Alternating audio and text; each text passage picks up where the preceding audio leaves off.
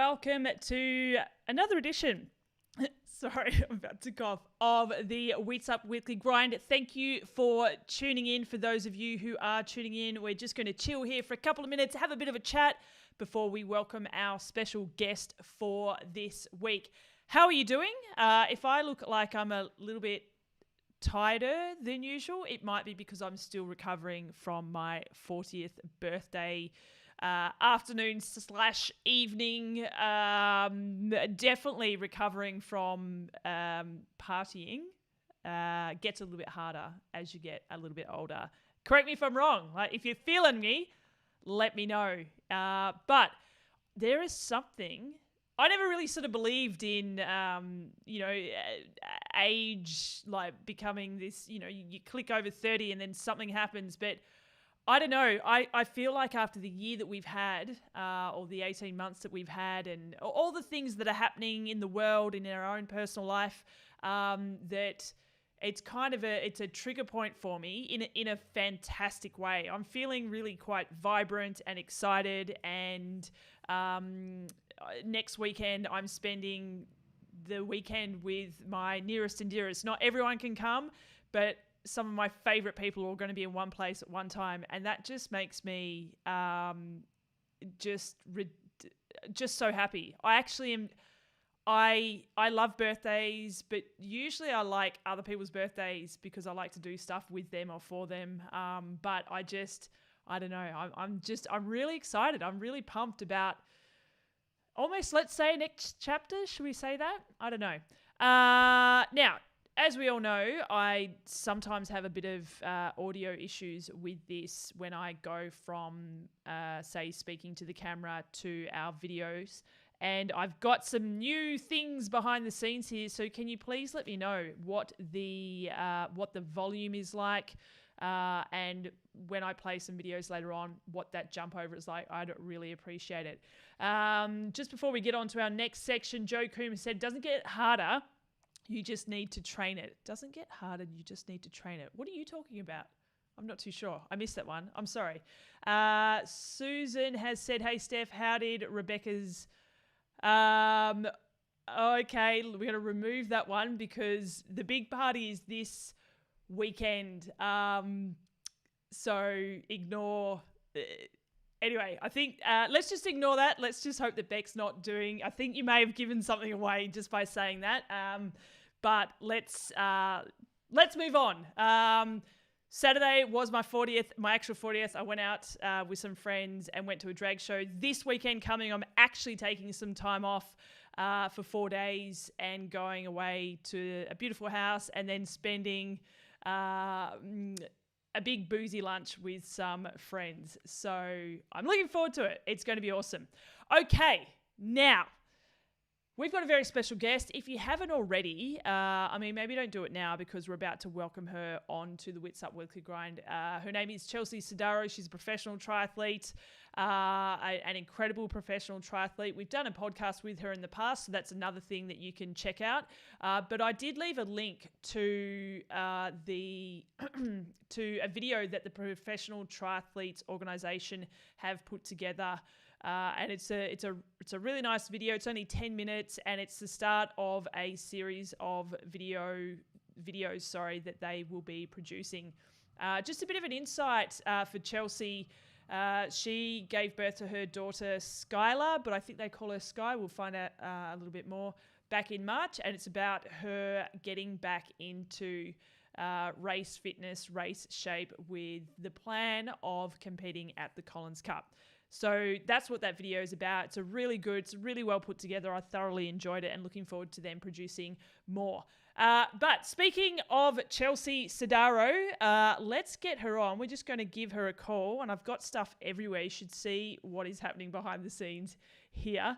Let's get her on. We're going to call her now. And if you've got any questions, any questions for Chelsea, just leave a comment and I'll do my best to grab at that comment and ask her the question live here on the Witsup Weekly Grind. Let's give her a call and let's see what happens. All right, here we go. Let's see if it works. We've got the Skype signal. We've got her. Yay! I actually almost didn't see you because you're wearing camouflage t-shirt, which actually it I know. almost, yeah. But also with the picture behind you, it is almost like it I almost you know. almost blend in. That's It's a little much.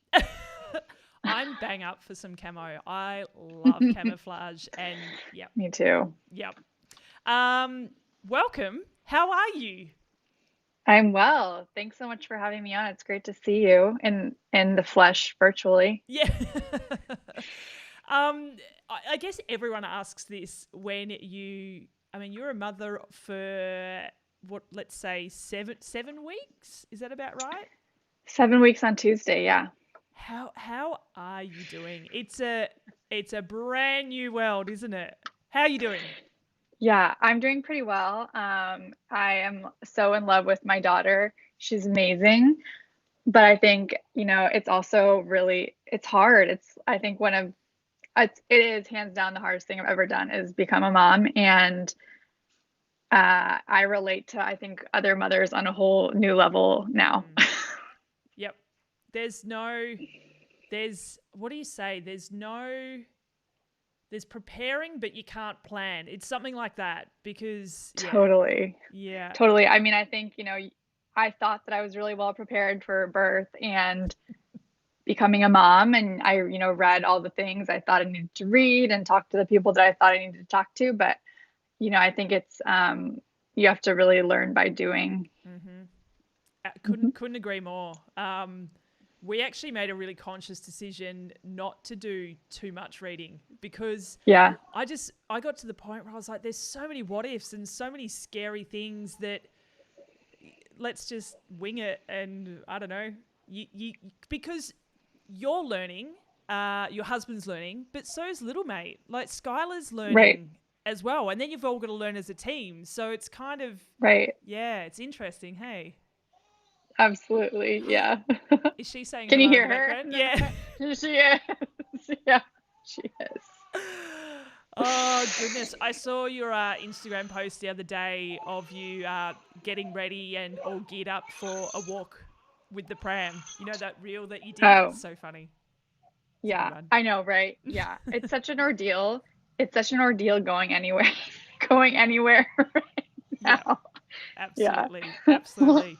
So one of the reasons we wanted to have a chat is A, to check in and see how you're doing. And I don't think I've actually said congratulations. So congratulations. Thank you.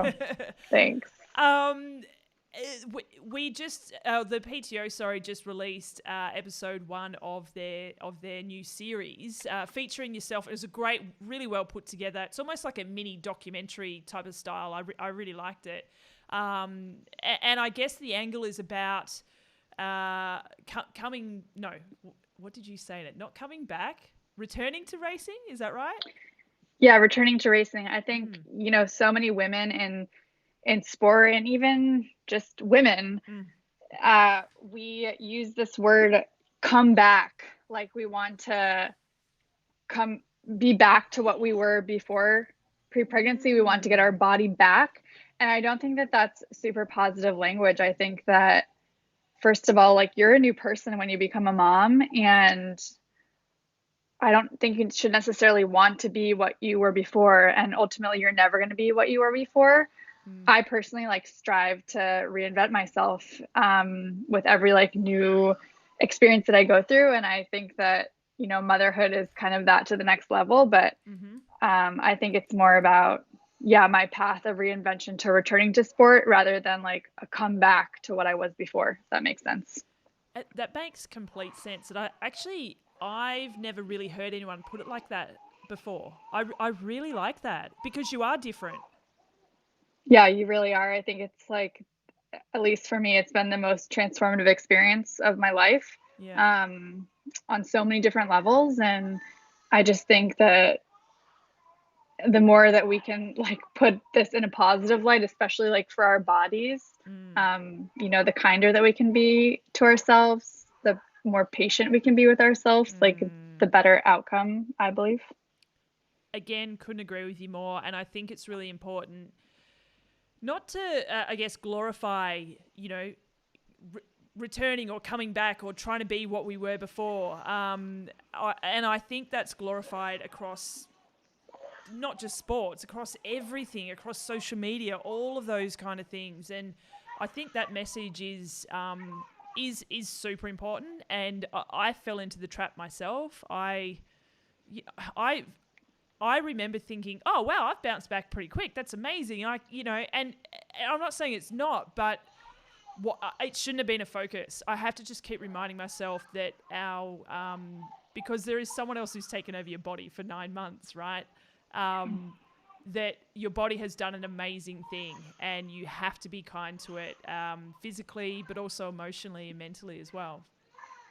Totally. And I say all of these things to you that I really do believe, but I think practicing that is a whole nother story. And so the more that I can, say that, and I think share that message, like the more I'm believing it myself too. And I'm also taking on a really, really ambitious career goal at the same time of trying to return to my sport, with a pretty short timeline. And so, I'm going to have to make that a truth that I'm, really being kind to my body and taking my time and being smart, while also being really ambitious in my racing aspirations. Yeah. Yeah. I want to know, before you gave birth, so, and correct me if I'm wrong, but I assume you had some kind of an idea of, what you wanted to do afterwards. Mm-hmm. How much did that change once you welcomed, or what specifically kind of changed afterwards? Yeah. Yeah. Kind of like you, I've been really surprised by how my body has felt since giving birth. There are all sorts of ranges of experiences that women can have, with the birth itself, as far as how traumatic it can be for your body. And I have been surprised with how my body has felt since giving birth. And I feel good on my bike. I feel good swimming. I'm starting to do a little bit of running, and that feels okay. And so from a physical standpoint, I feel really positive about what I could maybe do in a few months. Like you said, you're on, your life is not your own anymore. I think it is all about this little person, and they are the boss right now. They're running the show. When your child is an infant, you can't really put them on a feeding schedule. You have to pay attention to their feeding cues. And oftentimes, I'm still feeding my daughter 10 times a day. And so if you do the math, that's very limited time for sleep and for training. And then, there's also actually been a mental component that has really surprised me. I have had a fair amount of postpartum anxiety that has really caught me off guard. And I think that, and I haven't talked about this actually, but I think that we're probably not as open as we should be about things like postpartum depression and anxiety, and these things that are really common for women. And so that's been something that I've had to deal with as well, and will factor into how I return to racing. Yeah. Are you okay? Yeah, I'm good. Yeah. I'm good. Yeah, thank you for asking. No worries. It's I don't want this to come across wrong, not to you, but just to the general audience. I too didn't have any idea about mentally and emotionally what happens afterwards. And I always thought, it's the whole, it's the hormones and blah, blah, blah. And you're a mum now, so you're all gooey. And that's what I used to think. That's just what it is. But it's actually scientific. It's an actual real thing that your hormones can affect you so much, and you have zero control over it. And I just vividly remember, I think Frankie must have been 8 days old, and Brett came home, and I was standing in the middle of the lounge room crying, and he's like, "What's wrong?" And I was just like, "I don't know. I just can't stop crying." And so it's a real physical thing. Obviously it's emotional and mental, but it just, that stuff you cannot prepare for. And totally. I was fortunate that it wasn't any more than that, than just a flood of hormones. It didn't go, much deeper that in terms of postpartum depression or anything, thankfully. But I agree. There's so many people out there who feel that way. Not even feel, because it's not a feeling, it's an actual thing. Do you know what I'm trying to say? Yeah, totally. I think that the combination of all of these hormones that, you know, your body has, and like the letdown from the hormones, like right after giving birth, Mm, along with like sleep deprivation and adjusting to this totally new life, right? That's mm, a lot for any person to take on. And so I think that, you know, there's no shame in struggling a little bit. And mm. it's super important to surround yourself with a lot of support if you can, Yeah. and, you know, to reach out if you need help, of course. Yeah.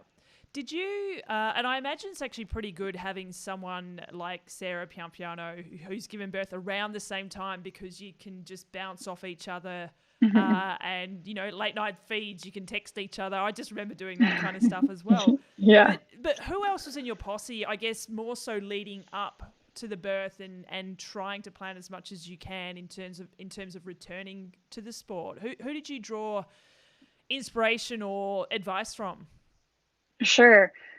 Yeah. So I have reached out to Rinny actually on a number of occasions. She is just a wonderful human being and an incredible athlete. And so, Yeah. yeah, I've like bugged her a couple of times for advice, and she's always been really helpful and gracious and encouraged me to take my time and enjoy, you know, my child.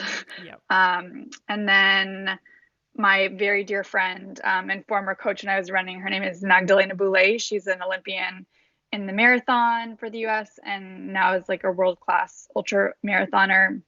She had her child when she was, I think, 32, and then she made the Olympic team at 34 or 35 and has just had this incredible trajectory post baby. And so Mm. she's someone that I have leaned on a lot throughout my entire career, and has been an awesome source of advice and inspiration for me. And then as far as like my immediate support team, I work with Coach Dan Plus, Dr. Dan Plus. He's actually based out of Auckland, Yeah. but he has been wonderful throughout my pregnancy, and Oh, we're wow. getting really excited to start planning. I'm actually starting on a training plan tomorrow, so we're Oh, both wow. really excited, Yep. because I started working with him actually when I found out that I was pregnant. And so we haven't Ah. really like done a ton of formal training together yet. So we're both pretty stoked. And then of course, my husband and Yeah. we moved down the street from my parents actually, Yep. so that I can have a lot of help with childcare when I need to train. Yep. And I work with a pelvic floor PT as well, which I think is becoming a way more common thing for women to Mm. seek out. But I couldn't recommend that enough to find a pelvic floor PT to do maybe an evaluation while you're pregnant, and then after you Mm. do your like 6 week check in with your doctor postpartum. Yeah, right. We've actually had someone write a couple of articles who's a pelvic floor PT. So it's Oh, definitely cool. something, yeah, that we need to embrace, and yeah, tell those stories, or give that advice a lot more for sure. Oh, that's great Yeah. that you're. I imagine Dan's just like, ooh, let me sink the teeth in now. Like, look out. That's really You know what? interesting. I just actually got my first training plan, and it's like Christmas morning for me when I see, you know, my training and my in the training. We use today's plan, but he is way too smart, and so it's not as hardcore as I was hoping that it would be the first month, but or the first week at least. But he knows what he's doing, so it'll Yeah, be a good start. I'm sure. So Collins Cup is the goal. That's what this Yes. series is all about, is for this year. And I'm sure there's more goals after the Collins Cup as well. But that's the Yeah. that's the. How long have we got now? Where are we at? So the Collins Cup, I believe, is on August 28th. Yep. So I have May, June, July, and I have to do one more race to qualify before August 9th, or Yep. by August 9th. Yep. So I don't know if you saw in the video, I'm, you know, walking at 9 months pregnant a couple of days out from my due date, and I'm like, so if I give birth on my due date, I'll have May, June, July to train, and we'll be good. And I just died when I saw that. Well, that was. Like, what a naive little child. I mean, I'm not gonna lie. That's where my line of questioning was. What did you think before? And then what Yeah. did you? Yeah. Yeah. Yeah, for sure. I mean, and I imagine, particularly as professional triathletes, it's important to have a goal of sorts, Yeah. to get you out the door, to get you motivated, and to keep ticking things over. Totally. And that is still my goal. I believe that I can do that. That's why I'm here Hmm. talking to you today. It's super ambitious. I've had a few like really dark days Hmm. over the past few weeks where I, have doubted myself, but I'm starting to feel like a little bit more like myself every single day, a little bit better biking and swimming and running every day. And Hmm. so, I think it's an awesome goal to have. I can only control what I'm doing each day of training, but that's how I would approach any other goal. And it's really fun to have big goals. Absolutely. What's the point of little goals? Just go big. Yeah, go big. I uh, love it. Sarah Walker has just tuned in and has said, such great and important conversation. Thank you for Chelsea for what you're doing. So, and I guess, Thank you. I mean, you've already touched on this. The importance, of having these conversations. The tough questions and answers, the beautiful side of things. But I just don't think sugarcoating anything helps in these situations. Let's just keep talking about it and learning from each other, and particularly in the world of becoming a parent, because like it just is a huge Totally. game changer. Absolutely. And, I feel super privileged to be collaborating with the PTO on this Mm, project. Ultimately, it is sharing my story, but it's not just about me. I mm, think that a lot of these messages are really universal, and the more I talk to my new mom friends who are not athletes, the more I realize how much we have in common. I'm still feeling the same things that my girlfriends are feeling who are mm-hmm, starting to go back to their 9 to 5s. mm-hmm, I'm still feeling that mom guilt when I want to get on my bike. And, it's really bizarre because I love my job mm, and I'm really excited to get back to work.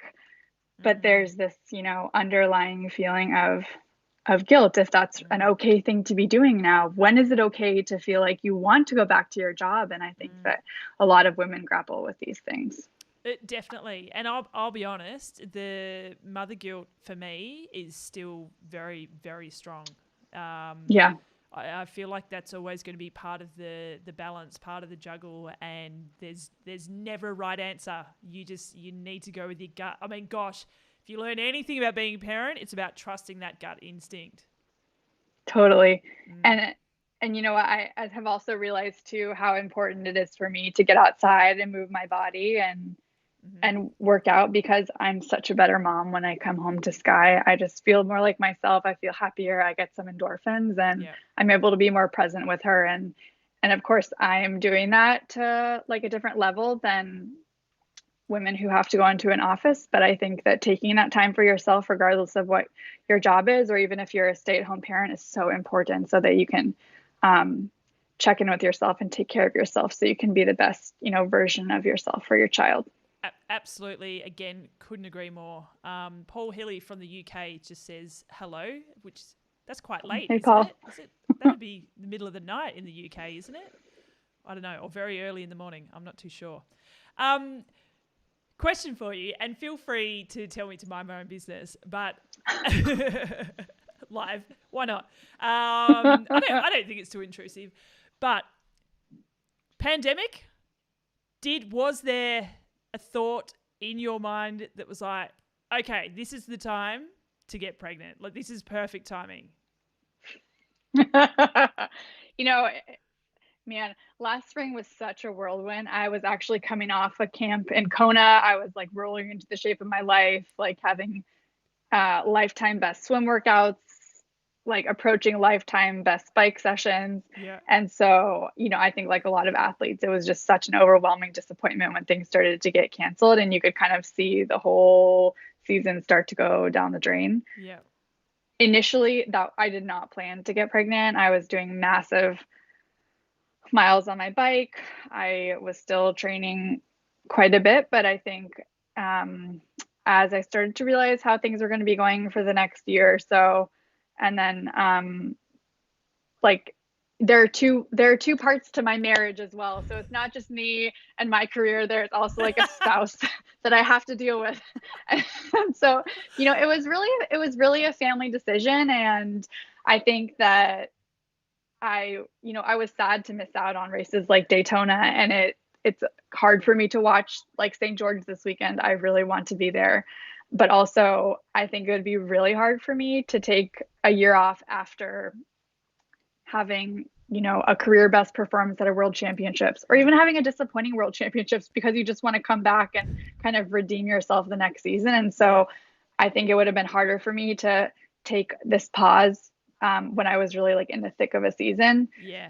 I think that, this was a golden opportunity. I also didn't want to wait till the end of my career to see if I could get pregnant. I just didn't want to mess around with any sort of fertility issues. And I know that a lot of people are really successful getting pregnant late in their 30s and even in their early 40s, but that was just something that I didn't really want to have to factor in. Yeah, fair enough. And speaking of St. George and the race, did you watch the race? I watched some of the race. I didn't watch all of the race. Yeah. But it was tracking, yeah. All right. So you've seen where everyone's at right now. I have, yeah. What does, including obviously Daniela Reef, who very impressive. Doesn't matter what start line she's on. We have no idea what condition she's in, but you can guarantee she'll be giving it a good crack, and that's exactly what happened. What are you thinking when you're watching these women perform? And essentially we had Daytona, obviously. Challenge Miami was a pretty big race as well. And then St. George North American Championship. So probably the three biggest races we've seen in 18 months. Yeah. What's going through Chelsea's mind as she's preparing for Collins Cup and seeing her friends and foes out there? Sure. I'm such an optimist, Steph. Every time I see any of these races, I think that course would be so great for me. And of course, these are like very distinct and different courses. But, I always want to be like myself. And that's who I want to be on the start line. I wouldn't want to be anybody else because I have a lot of belief in my abilities. And I just have like a lot of excitement to see what I can do when I'm back out there. But I'm super motivated and inspired by what the women are doing. I think that the ladies are really stepping it up right now. The races seem to be a lot deeper, and I don't know if that's the product of, having so few opportunities that everybody's showing up to these start lines. But yeah, I'm just really looking forward to being in the mix again. Awesome. I love that it gives you even more motivation. Yeah, Chelsea, absolutely. I know that you're a super busy woman at the moment, but before I let you go, is there anything that you want to get off your chest, that you want to let people know about? I hate to say it, but about your journey. But obviously there's been some great snippets of advice or what have you, or insights, I should say, that we've already chatted about. But is there anything else that you really want people to know? Sure. I would just really encourage people to follow what the PTO is doing, what they're doing for maternity leave for female athletes. I really believe that the longer that women can stay in the sport, the better that we get. And so this, policy of offering a ranking freeze and a paid maternity leave to athletes is incredibly groundbreaking and incredibly important. I think that what the PTO is doing is showing that female athletes matter and that they care about our careers just as much as they care about the male athletes' careers. The way they're showcasing athletes in the media and broadcasts is sending a message that the female side of the sport is just as important and just as exciting as the male part of the sport. And I hope that people continue to follow along on what they're doing and what I'm doing. And, I think that if you have a mother, that you should care about this issue. Absolutely. I love it. Chelsea. Oh, Pam Goodley has just said, well said about the PTO. Thanks, Pam. Yeah, absolutely. Guys, if you have not started following the PTO, I'm sure you all are, but make sure you also jump on their YouTube channel. I'm not too sure when the next video is dropping, but we'll be sharing all of the series as well. But Chelsea, you need to go and either shut your eyes, feed your baby, go for a run. Can you see the bags under my eyes? Isn't it amazing what you can do with so much sleep deprivation? Like, it is insane. Yeah, it's amazing. Women are amazing. I'll just say that. They are. Women are incredible. Men, you're getting a free ride, and it's fact. Thank you so much for joining us. All the best. I'm sure we'll catch up with you again soon, and it's great to see you happy above all else with your new little friend Skylar. Thanks, Steph, and happy birthday. Enjoy. Thank you so much. Cheers, mate. Bye. All right, so as Chelsea leaves us there, fantastic, inspiring woman who is, and I like that, making a return to racing. It's not a comeback. I really like that. I think that's a really important message to be sending out there, because it doesn't matter how much you try, you are a different person after you have a child, or, you know, with anything. You evolve, you become a different version of yourself. And I think that's a really cool message to put out there. All right, folks, we're going to start talking about St. George 70.3 North American Championships in just a few seconds. But before we do that, let's jump on to Sid Slam for the weekend.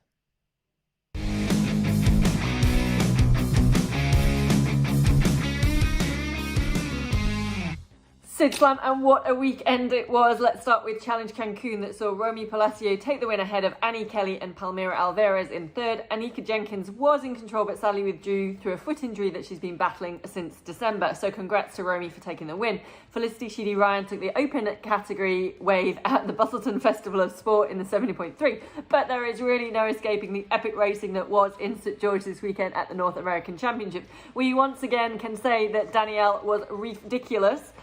Taking a commanding win and showing that she is still a class apart the other women. But it was an awesome race by all, and the women with the women, and some epic battles.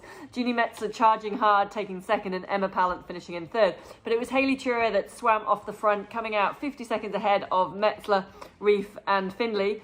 Defending champ Holly Lawrence found herself isolated in fifth, but with a large chase pack of Sophie Watts, Kessler, Crowley, Pallant, Herring, Leicester, Kilgrove and Monch not far behind. It was a masterclass from Reef on the bike with a 30-second lead by 12k, extended to 3.5 minutes by halfway, and a 6 minutes lead by T2. Behind her, it was all moving, but it was Pallant who put in the charge, put the hammer down, riding off the front of the chasers too, and was next into T2. A minute ahead of Monch, now in third, with Metzler and Findlay not too far behind. Pallant and Metzler shot out onto the run with eyes of chasing Reef down, and by 9k Metzler had taken 3 minutes off Reef's lead, with Pallant having a brief stop until he dropped to third. But in the end there was no one catching Reef, who took the title, and yet another sign to the rest of the women that we need to keep up the work to close the gap. Metzler had an emotional finish in second, and deservedly so, with a great run, and Pallant finished in third. Behind them it was not over either, with places changing all the time, making it super exciting races and bring on the rest of the year. And finally, if you missed it, it was a big fat 40th happy birthday to the Witsup chief, Step Hansen, for the 1st of May.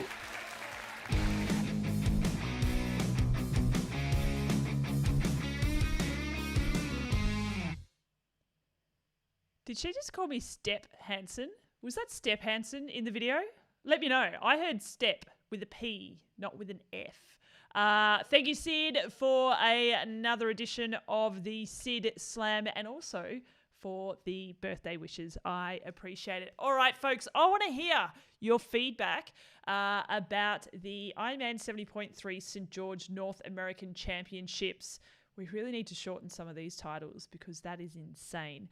But did you watch the live coverage? I did not, because I was at a drag show, or on my way to a drag show, I believe.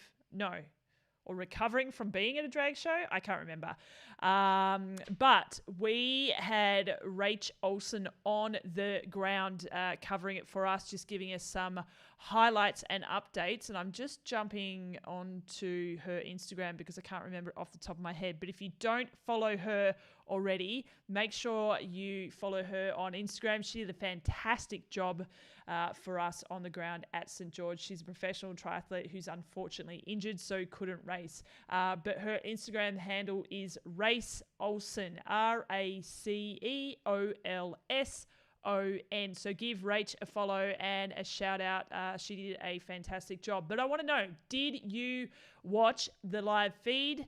I would love to hear your feedback about the event. Also, while I'm jumping between videos and talking to you as well, please give me some feedback about the audio. I know we've had some issues in the past, so I'm just trying a few new things here. I just haven't had a chance to actually test it out. So let's head on over while you give me some feedback about the St. George coverage. I want to have a look at the results. We've got the Ironman website up on the screen. Kate Somerville said, we watched the coverage here in Arizona and we're glued. So good to have coverage. Feels like we are back on with racing. Pam Goodley also said, watch the live feed from start to finish. So that's great feedback. Always good to get a bit of feedback. And I agree, fantastic to have live coverage, live feed in any capacity. I know it's hard always to get live coverage at certain events, but that was a stacked field at St. George 70.3. So it was fantastic that we had some form of coverage. Now, Daniela Reef, in last week's episode of the Witsup Weekly Grind, we talked about her, an article that she released, plus there was a chat with Bob Babbitt as well, where she made a few announcements, including basically saying that she's happy, and also that she is no longer with her old coach. So I was super interested to see how that would relate to her performance on race day. You speak to a lot of people who, particularly women, and maybe that's just because I obviously speak to a lot of women, but you do speak to a lot of women who have learnt over time that they are a much better performer on race day or in training or what have you when they are happy across different aspects of their life as well. So I was interested. I wonder, how long Daniela may not have been as happy as she possibly could be, which seems to be right now based on those articles and the chat with Bob Babbitt, and then seeing that translate into race day. And clearly something is working, because when you win by about 4.5 minutes over a stacked field, something is clearly working. Let's go back to a few comments. Sarah Walker said, much improved from previous Ironman coverage. That's fantastic. And I know that Dee Dee Griesbauer is one of the commentators and was again at this race. And I personally think Dee Dee is fantastic. And I assume everyone else does as well. She knows her shit. She gives some really interesting insights. She's funny. She speaks well. I thoroughly enjoyed listening to Dee Dee at any event that she's a part of. Aisha, there's my mate, Aisha Bibi Osman. I love it. It's the best name. Has said, I made sure to watch today's live 5 a.m. in South Africa to say I pretty much called it last week. You did. Between Jeannie and Emma. Daniela is a given to dominate unless injury or illness. Absolutely. For those of you who tuned in last week, Aisha said, I am saying that, I got it right. Yeah. Aisha did say that she wanted to put her money on Jeannie Metzler. She's a South African professional triathlete, and Emma Pallant, who is a great Brit, but she lives in South Africa, or at least spends a lot of time in South Africa. That's Emma Pallant Brown, by the way, because she's recently married. Over to Todd Kearney. I did not see the live feed, but I did see Lionel's finally 5K feed, which was great. Daniela's Babbitt interview was great. Yes, I highly recommend that you should go and check that out. I left a link in last week's Witsup Weekly Grind for that chat, so make sure you check that out. Kate Somerville said the men's race was pretty dramatic with Sam and Lionel. I know that we're talking about the women. It's okay. I don't mind mentioning the men, but our focus is obviously the women. And thank you. The audio today is sounding really good. Fantastic. I've been racking my brain. I finally gave up and went in to speak to some experts, and they gave me this thing. It's really boring, but this thing to make it sound louder. Because this microphone isn't traditionally made for this style of or this kind of platform. It's more traditionally for purely podcasting. Kate Somerville said new words for the course description: tasty and spicy. Ooh, where did that come from? I like that though.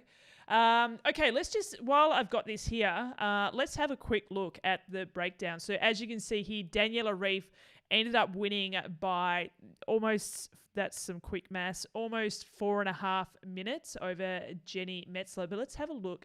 Let's just have a look at that breakdown. 24:45 swim. Now, from what I understand, Hayley Chura was the first out of the water with a big gap. So she really displayed her swimming prowess on this course because the rest of the field aren't, second-rate swimmers, but obviously Hayley is always one of the first out of the water when she toes a start line. So fantastic to see her out in the front, enjoying the limelight while she can, getting out of the swim. The bike obviously is where Daniela made the biggest dent compared to the rest of the women, and with a 2:14 split over over a tasty and spicy course in St. George. St. George just looks phenomenal. I really need to get there.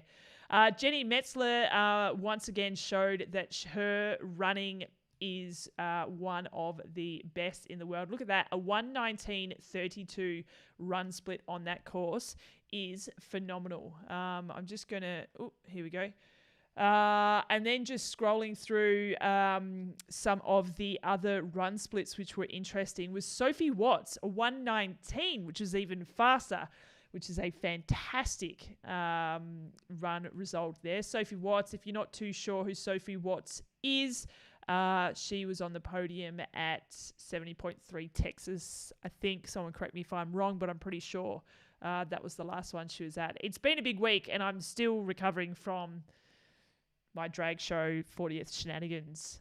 So bear with me if I did get that incorrect. But yeah, so I'm looking at the results just in terms of stats from the race.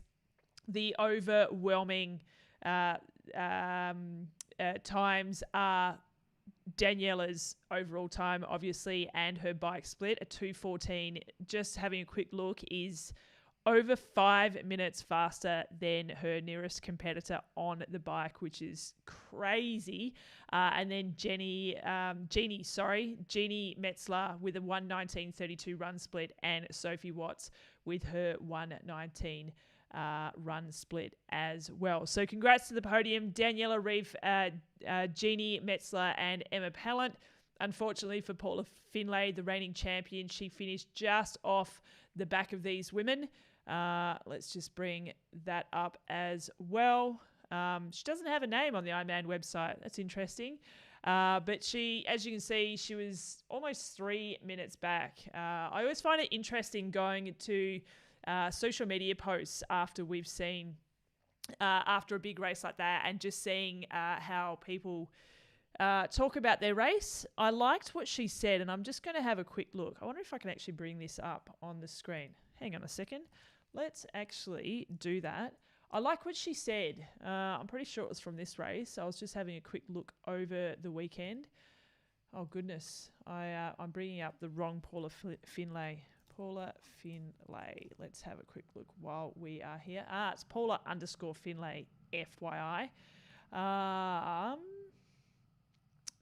Okay, so I'm gonna bring it up because I like it.